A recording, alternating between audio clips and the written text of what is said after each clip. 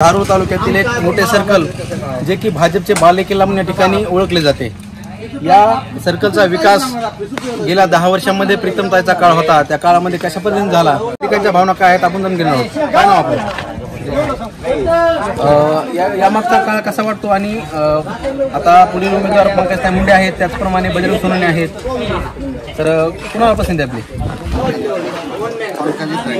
प्रीतमताईचं काम कसं वाटतं? चांगलं वाटतं। आपल्या गावातील कुठले प्रश्न मांडले जातात? प्रीतमताईने कुठले प्रश्न मांडले जातात मतदान? अजून आपले काही तरुण बांधव आहेत, त्यांची आपण प्रतिक्रिया जाणून घेत आहोत। नाव सांगा। पाठीमागील काळ कसा वाटला आणि आता पुढील प्रथमच खासदारकीसाठी प्रीतमताईला डावलला आणि पंकजताईला उमेदवारी दिली, याबद्दल काय सांगा? पंकजताईंना पालकमंत्री होते त्यावेळेस लोकांना अनुदानाला मदत केली, विम्याला मदत केली, लोकांची कामं केली 25-15 आणि आता सध्याला महाराष्ट्राचे कृषी मंत्री धनंजय मुंडेजी यांच्या सांगण्यावर आम्ही पंकजताईला मतदान करणार। या विकासाच्या बाबतीत आपण सांगता की गावातील भरपूर प्रमाणात कामे झाली, मात्र ऊसाचा प्रश्न पंकजताईकडून मागे लागेल का? ऊसाच्या प्रश्नामध्ये सध्या पंकजताईचा काय आता आम्हाला तेवढ्या लेवलचं माहीत नाही, पण कारखाना थोडा कर्जामध्ये अडचणीत वाटतं, त्यामुळे पण आमचे प्रकाशदादा आमदार साहेब आमच्या ऊसाचा प्रश्न मार्गी लावतात। अजून काही महायुतीच्या कारणास्तव आम्हाला महायुतीच्या प्रकाशदादा धनंजय मुंडेजी मंत्री साहेब हे सांगते, ह्याच्यावरून आम्हाला पंकजताई यांना पहिली पसंती राहील। आमच्या गावामध्ये आजपासूनच नाही, गेले 15-20 वर्षापासून मुंडे साहेब हयात होते त्यावेळेसही आणि आजपर्यंतही आज सर्व समाज, सर्व जाती धर्मातील भोगलवाडीतील पूर्ण जाती धर्मातील लोक मुंडे साहेबांच्या पाठीमागे होते, प्रीतमताईच्या पाठीमागे आणि पंकजताईच्या पाठीमागे राहणार कायमस्वरूपी। गावचं एकूण मतदान किती आहे? सर्व जाती धर्माचे लोक असतील, सर्व 18 पगड जाती धर्माचे लोक आहेत, मुस्लिम आहे, मातंग समाज आहे, वंजारी समाज आहे। एकूणच काय सांगाल गावामध्ये कशा पद्धतीने ताईला मतदान होईल आणि बजरंग बाप्पाला किती प्रमाणात मतदान होईल? या भोगलवाडी गावाचा लोकनेते गोपीनाथरावजी मुंडे साहेबांपासूनच विकास होत आलेला आहे आणि त्यांचा सक्षमपणे वारसा चालवणाऱ्या लोकनेत्या पंकजताई साहेबांनी आपण बघितलं, ग्रामविकास मंत्री असताना 25-15च्या माध्यमातून आता जल जीवन आम्हाला 3.5 कोटीची पाईपलाईन दिली।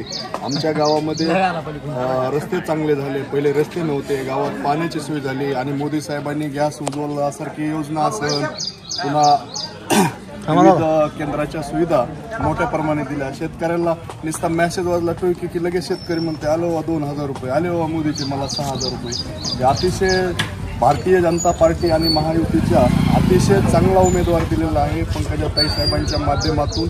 निश्चितपणे या भागातून अतिशय चांगल्या प्रकारचं मतदान होणार आहे। आपल्याला माहीत आहे, तुम्ही आता बजरंग बाप्पाचा उल्लेख केला, 5 वर्षांपूर्वी एकाही कुठल्याही गावाला त्यांनी भेट दिली नाही, कुठल्या लोकांच्या सुखादुःखात गेले नाहीत, शेतकऱ्याच्या यावर्षी दिली नाही आणि ह्या वर्षीही दिली नाही।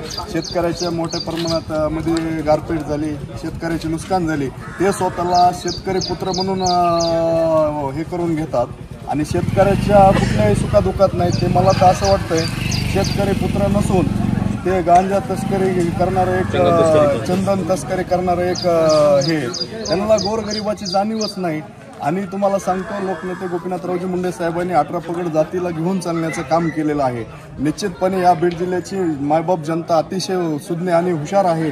जास्तीत जास्त 3 ते 3.5 लाखांना पंकजताई साहेबांना देणार आहोत। तुम्हाला माहिती, त्यांना एक तुमच्यासारख्या एक पत्रकाराने प्रश्न विचारला, त्यांना हिंदी बरोबर बोलता येणार आणि देशाच्या सर्व उच्च सभागृहात गेल्यानंतर ते इंग्लिश टू इंग्लिश बोलावं लागते, त्यांना काय बोला येणार आहे? शेतकरी पुत्र, तिथं काय आपल्याला शेतीमध्ये नांगर धरायचा आहे किंवा आऊत हाणायचं आहे किंवा कोळपायचं आहे, तिथं अतिशय हुशार लोकनेत्या पंकजताई साहेब तुम्हाला माहीत आहे, त्यांचा ग्रामविकास मंत्री असताना त्यांचं काम करण्याची पद्धत बघितलेली आहे आपण। ताई साहेबांनी अतिशय मोठ्या प्रमाणात अतिशय चांगले काम केलेले आहे, त्यासाठी बीड जिल्ह्यातली जनता आणि ही 18 पगड जात ताई साहेबांना दिल्लीमध्ये पाठवल्याशिवाय राहणार नाही. आपल्या गावचा अनेक दिवसापासून प्रश्न खडीत होता आणि आज भोगलवाडी फाटा ते या ठिकाणी भोगलवाडी पर्यंत रस्ता होतोय.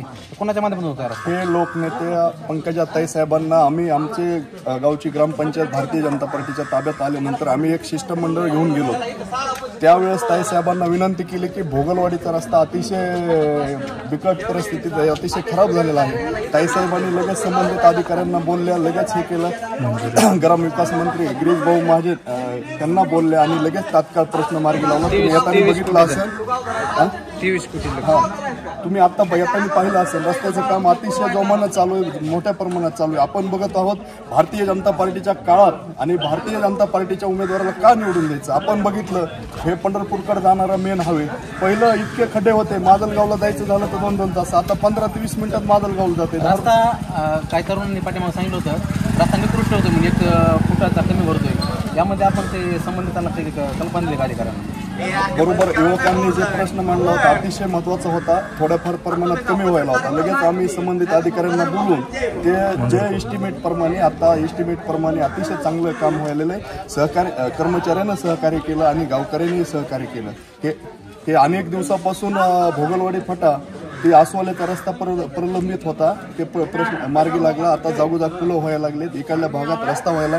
माननीय लोकनेत्या पंकजाताई साहेबाच्या माध्यमातून विकासाची गंगा ह्या धारोड तालुक्यात मोठ्या प्रमाणात व्हायला लागली, असं म्हणलं तरी काही वावगं ठरलं नाही. आपल्याकडून सांगण्यात आलं की बजरंग सोनवणे यांच्याकडून कुठलाही काम होणार नाहीत.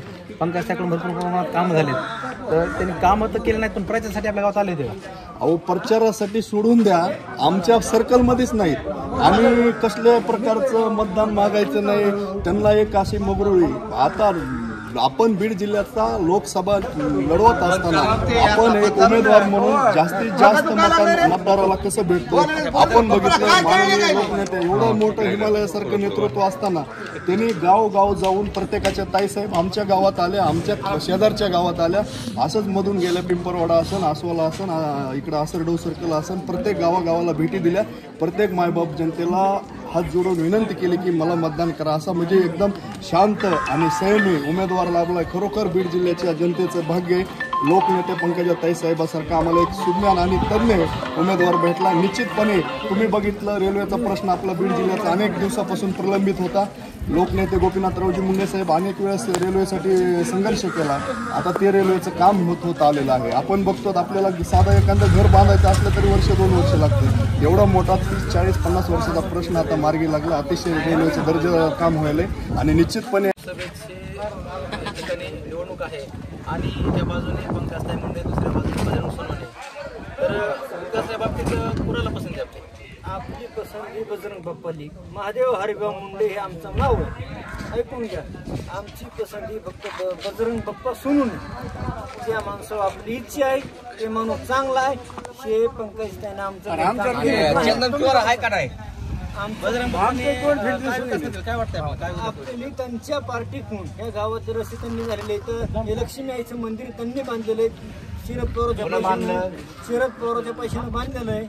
आणि हे आम्हाला ती पार्टी मान्य दिले का? ऐका, ती पार्टी पैसे कोणाचे हातात देऊ जात, तुम्ही मध्ये बोलू नका. कोणाचेच हातात पैसे देतात, पण ते पैसे 10 लाख रुपये दिलेत का नाही हे गाववाले नाही मान्य करायचं.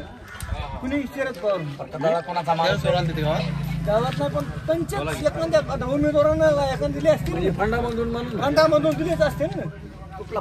आणि आमचे पैसे, आमचा ऊस कारखाना त्या पाठीला ₹1 आणला त्या पंकजा फोन. आमच्या त्या ट्रॅक्टर 200 टन ऊस घात नाही, ते बी नाही ₹1. आणि त्याच्या काही नाही. किती मतदान पडेल गावातून? गावातून मतदान निम होईल. किती मतदान आहे गावचं मतदान 5.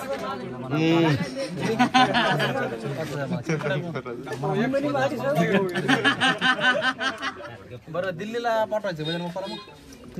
हो, त्यांचा अभ्यास एकला पाठवतोय बजरंग बाप्पाला. ते समजा गाव विरोधात समजा गाव आहे आपल्या. बजरंग बाप्पाला एवढं सांगायचं मला.